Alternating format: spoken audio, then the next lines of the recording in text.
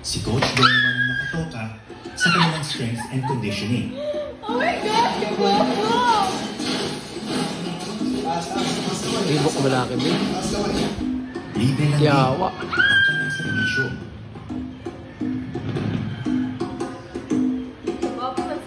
Anong tingin mo? Anong tingin mo sa chances nila? Malaking chance eh. Kasi masisipag Patay din. na sabi ko ba? Don Alin. Baliktad. Negosyante Puta kay Don at enthusiast si Coach Don. Inimbitahan niya ako sa kanyang munting farm Wow! kung saan nag-aalaga siya ng ilang kabayo. Ang mas Dami dati kilala sa subject. ganyan yun, no? Yes, nakakauwi kami dito. So ito yung ginagamit ko pag umakit kami ng bundok. Hello! Basta. Good news. Gamit si Mario. Para kay Coach Don, nasa dugo ng mga masbatenyo ang mga sangkap para maging boxing champions. Ang mga mas batenyo, matatapang yan. Buo ang loob ng mga yan. Kahit matumba yan, babangon yan eh. Gopo. Ganun sila kapursigido at katapag.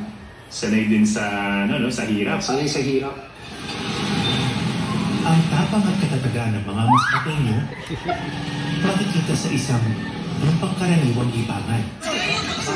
Yun lang nag-start.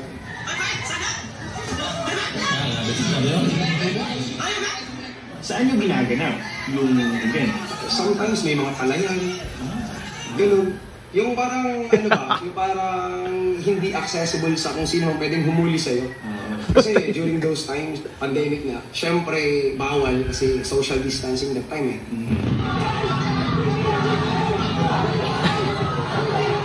Iba eh. Iba yung adrenaline eh. For us, na mga Si Ali. boxing enthusiasts. Ano? Kitang-kita. Nagkakapunitan pa nung ano yan, ng mukha. Nagkakapasagan talaga.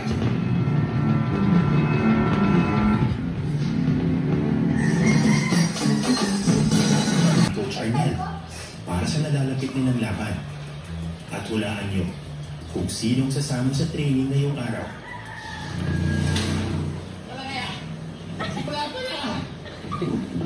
Namayong pa yung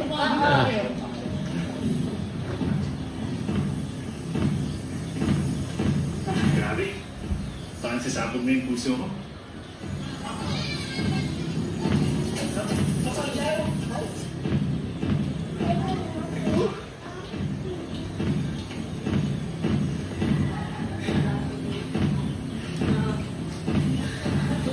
It's the worst day of my life. Ayan.